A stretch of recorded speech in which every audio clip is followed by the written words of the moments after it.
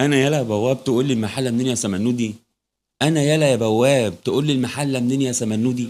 طب انا كنت بلعب بفرقه كلها ناشئين، ما كانش فيهم غير حسين الشحات والعش، وحسين الشحات خرج في الشوط التاني كمان، وبنلاعب غزل المحله في غزل المحله على ارضه، وانت عارف ايه هو غزل المحله على ارضه. فتقول لي المحله منين يا سمنودي وتتريق عليا انا يالا يا بواب يالا؟ طب الدور بقى عليك انت اللي بتلعب بخمسه اساسيين، بتلعب بخمسه اساسيين من اول الماتش، بعواد وعمر جابر والونش وسيف فاروق جعفر واخوان بزيره، ولما لقيت نفسك واخد على وشك 1-0 قمت نازل بناصر منسي وبناصر ماهر وبعدي الدباغ.